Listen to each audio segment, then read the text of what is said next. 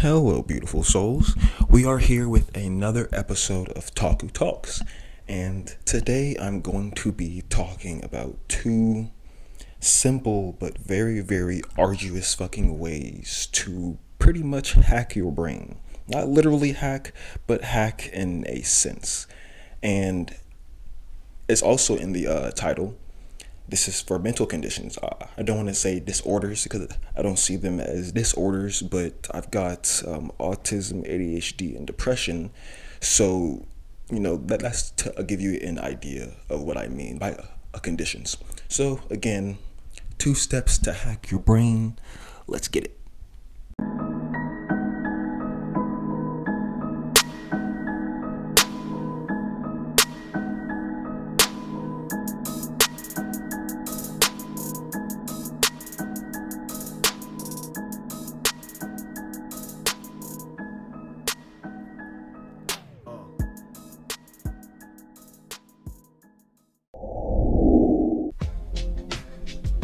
Originally, I wanted to say know your enemy, but your brain isn't your enemy. Annoying as hell, yes, but it isn't your enemy. So by know your opponent, I mean just that. In MMA, it's very, very common to study your opponent before we fight them. To, figure out their patterns, their tendencies, behaviors, all that stuff to try and find ways to increase your odds at winning by any odds possible. Apply that, but to you and your brain. Now, not a lot of folks get past this part though, even though it's just the first step. And that's because it requires you to flash a bright light on all your bullshit, and it requires you to be absolutely honest with yourself, inside and out. Because how else can you grow if you're not honest with yourself and self-reflect and have some damn integrity, What are some things you're trying to accomplish, and what things are or aren't you doing to get yourself, to that? If there's anything I wish I would have learned and been able to see as a teen, see and do, is that we really are always in our own way. Like, the older we get and look back and see the things we're doing now, it's like, man, I was in my own damn way. I make that so much harder than it actually was and needed to be. Now, of course, in the moment, we don't know that. But when you look back, I've said that I don't know how many times. And, of course, life does happen. Life's a bitch. She is cruel. But a lot of the time, we do hold ourselves back and oftentimes make excuses for ourselves, which then makes it even harder to build new and better habits. Which is also why people start something new, then the instant it becomes, too hard or too difficult to understand or get, after a few minutes, we give it up. We really pick a lot of bad habits early on in life. But anyway, that's because if you don't say, okay, I'm gonna do this, and then you don't, and then be like, I really should have done that, but I made this excuse or that. Like, if you're not honest about it, then there's no way you can grow and keep growing. It's change and it's a new habit, so your brain might scream fuck no and come up with any excuse to fall back on old habits. But you also gotta remind yourself that your thoughts, they aren't yours. Would you really say and do all these negative or things that hold you back if you actually had the choice? If you could choose willingly to, even though I know it's bad for me and this and that, I'm gonna do it. And like, if we could choose, do you really think you would over and over and over again? Because I sure wouldn't. And that's why I say you're your brain. It's just a huge, heavy ass piece of the puzzle that is you. So become aware of and change those habits. And also, it won't happen overnight.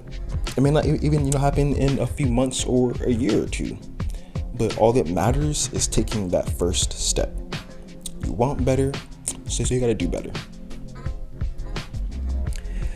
And taking action is the way it sounds. And you can do this as you're learning about yourself, so that way you're learning and growing at the same time.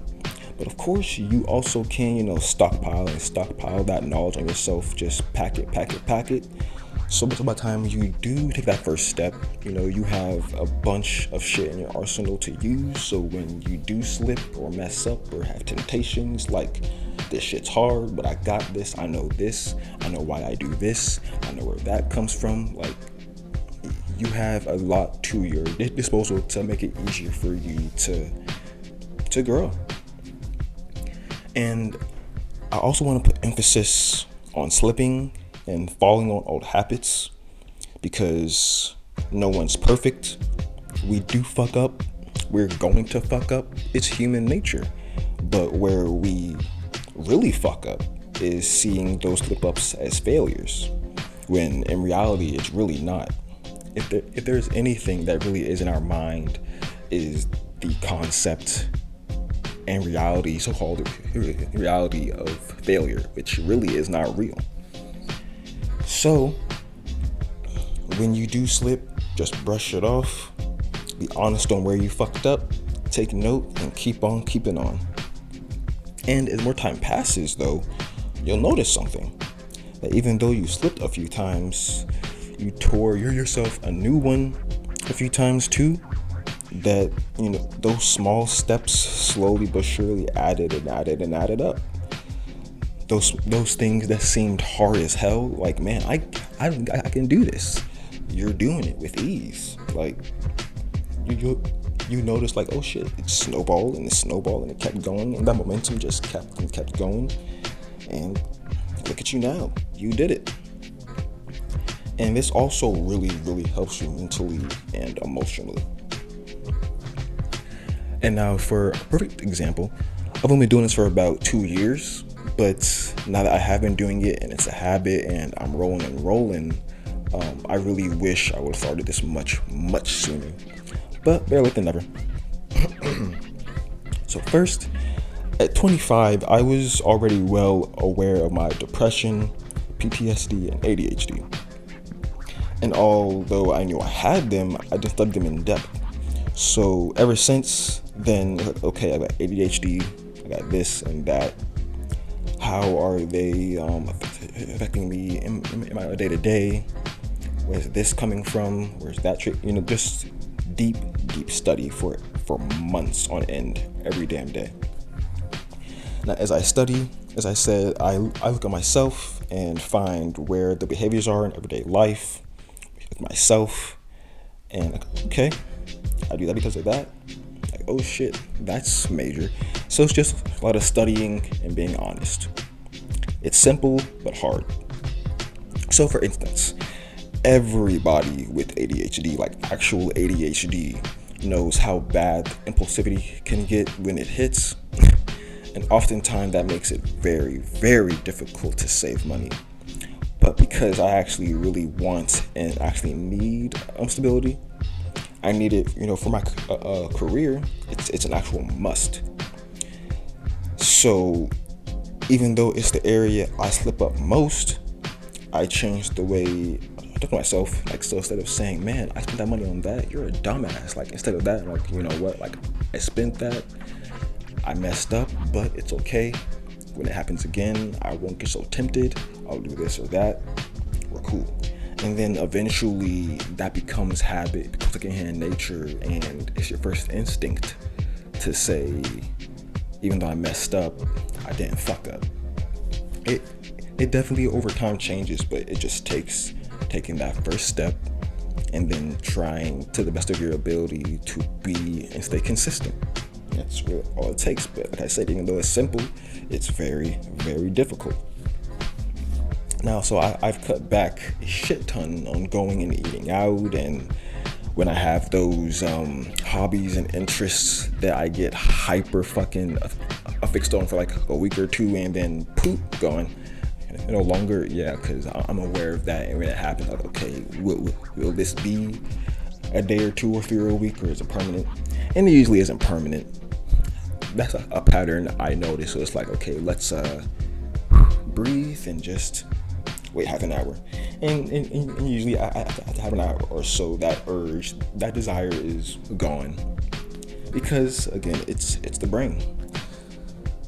So I'm also pretty sure that every bit of this, sounds boring, having to save and not, give in to those instant pleasures and shit.